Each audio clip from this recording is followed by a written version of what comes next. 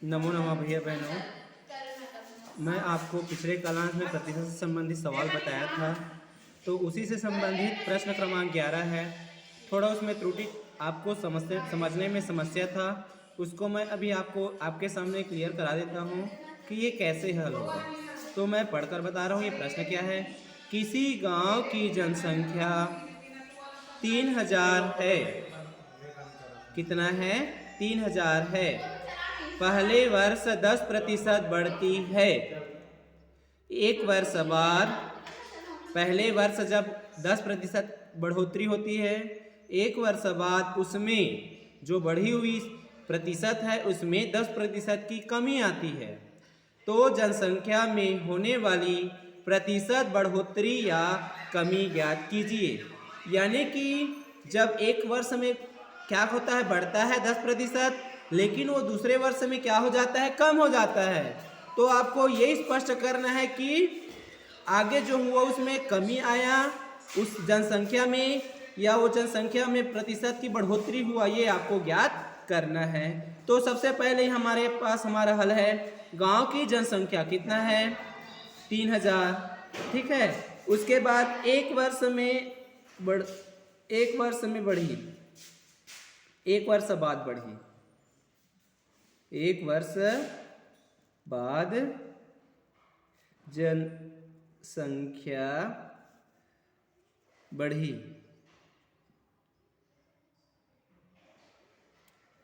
कितना बढ़ी? 10% बढ़ी।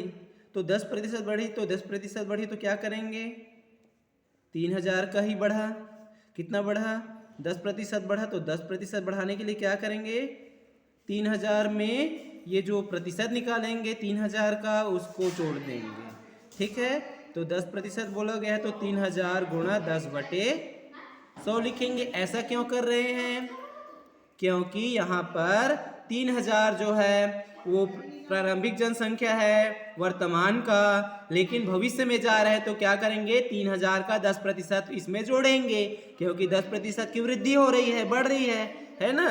तो 10% जोड़ना है तो इसको क्या करेंगे, देखिए 0 से 0 कट गया, एक 0 से एक 0 कट गया। अब 3000 में 300 जोड़ेंगे तो क्या हो जाएगा, 3300 हो जाएगा। ये 10% बढ़ गया तो जनसंख्या कितना बढ़ गया, 3000 बढ़ गया। अब उस गांव की जनसंख्या, अब क्या होता है, वह जनसंख्या जो है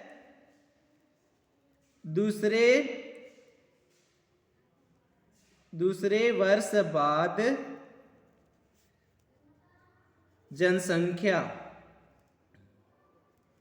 में कमी क्या हुई, कमी हुई। कितने प्रतिशत का कमी हुआ, यहाँ पर लिखा हुआ है 10% का कमी हुआ है। देखिए 10 दूसरे वर्ष बाद उसी में 10% की कमी हुई। किस में कम हुई, जो ये 33 वर्ष पहले वर्ष में आया था उसी में कमी हुआ।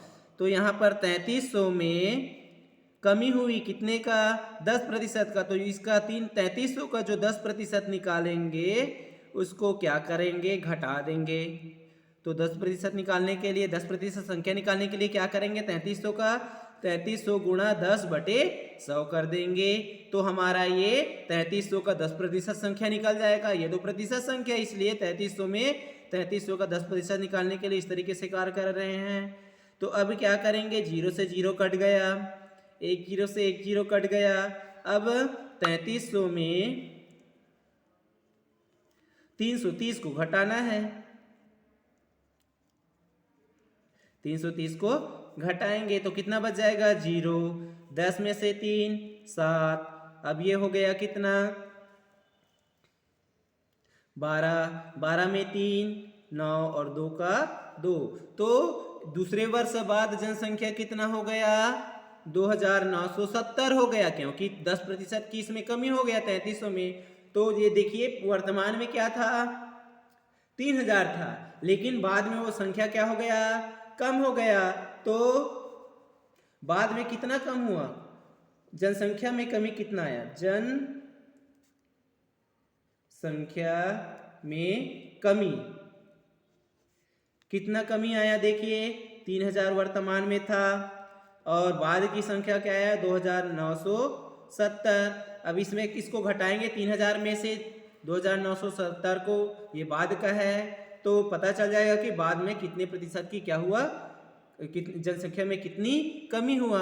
तो जनसंख्या में कितना कमी हुआ ये निकालना है, तो क्या करेंगे, वर्तमान में भविष्य में हुई जनसंख्या को घटाएंगे।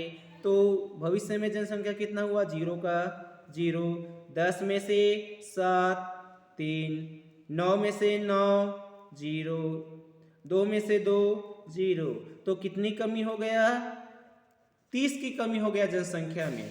अब क्या निकालना है, जो 30 है उसका प्रतिशत कमी निकालना है। क्या निकालना है, प्रतिशत कमी, प्रतिशत कमी। तो प्रतिशत कमी कितना हुआ, 30 का कमी हुआ, कितने में, 3000 में हुआ था, है ना, 3000 में हुआ था 30 की कमी। तो गुणा क्या कर देंगे, प्रतिशत निकालना है तो 100 से गुणा कर देंगे, 0 का 0 गया, फिर यहाँ पर 0 का ये 0 गया। अब इधर देखिए ऊपर नीचे कट रहा है, 30 से कम 30 और 30 से कम 30, यहाँ भी एक, नीचे भी है एक और यहाँ भी एक बच गया।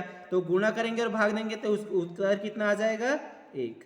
तो यहाँ पर 100% से हमने गुणांक किया तो हमारा उत्तर क्या आ गया, प्रतिशत में बदल गया। इस तरह से 1% की क्या आया, कमी आया। कमी क्यों आया, क्योंकि यहाँ पर बाद में निकलने वाली जनसंख्या जो है वर्तमान से कम है, तो ये बाद की जनसंख्या है, बाद की